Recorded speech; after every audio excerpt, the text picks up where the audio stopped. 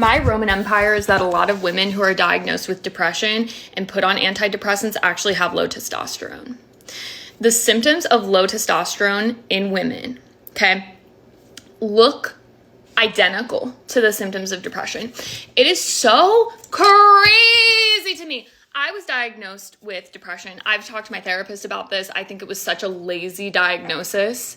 I was given a clipboard and it was like, oh, check these boxes. Oh, looks like you're depressed. Here's Prozac. That was my experience. They never tested my thyroid, never looked at vitamin D, never looked at B vitamins, obviously never looked at my gut. Are you joking? Never looked at testosterone. And these are all things that will negatively impact your mental health. And what's crazy is around the time I was diagnosed with depression, I was put on birth control, and I probably shouldn't call it this, but I literally call it the birth control to Prozac pipeline. And I'm not at all trying to stigmatize medications for mental health. I'm not at all trying to stigmatize birth control, but people need to understand that there are side effects. I'm not trying to demonize medication, but informed consent, right? We cannot make informed decisions about our body unless we know all of the information. What birth control does is it increases something called sex hormone binding globulin, and sex hormone binding globulin binds to hormones like testosterone. This might be an overshare, but I have never had a libido, like a libido. I don't know what I can say on here without my video getting taken down.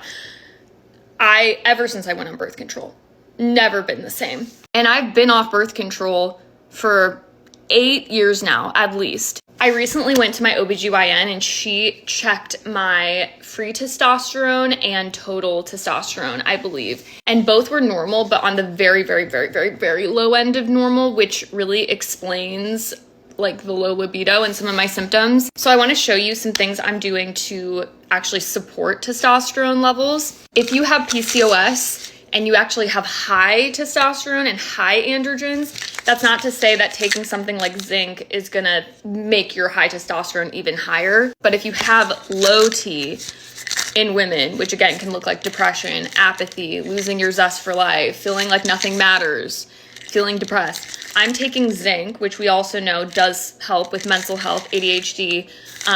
You want to be careful to not overdo it with zinc because zinc can start to block other minerals like copper, so I don't take it all of the time. But I'm adding that into my rotation. I also do a lot of like whole food zinc. I actually much prefer a whole food zinc over supplements like oysters and grass-fed beef. I'm adding in maca root. Maca is something I do notice a huge difference in libido, energy, mental health. And then I also just took, where is it? I just got these little Symbiotica Shilajit packets, which I personally do not like the taste of Shilajit. Like I've done the little tar that you put in your water.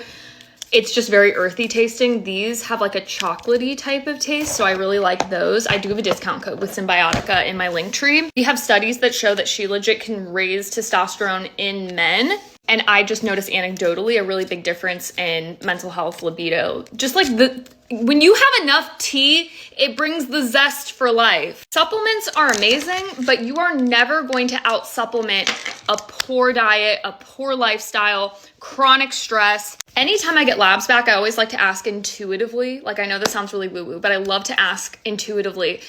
I like to pray about it. I like to turn inward before I just go and Google stuff. Like, what should I be doing?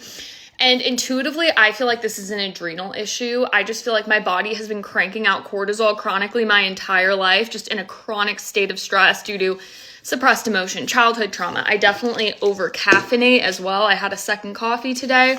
So I'm also working on lowering my caffeine consumption, really working on nervous system regulation, stress management, and lifting weights and putting on muscle. That's something I'm continuously working on. But yeah, it's pretty crazy. We just diagnose people with depression. We never check their thyroid. If you're hypothyroid, that's going to make you depressed. If you have Hashimoto's, that can make you depressed and anxious. If you have gut dysbiosis, we know that leaky gut is also linked to leaky brain, blood-brain barrier ripping apart, low B12, low folate, low vitamin D. Like, it's so crazy to me.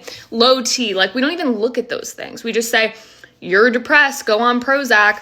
Again, not demonizing Prozac, but it's insane that we do no further investigation.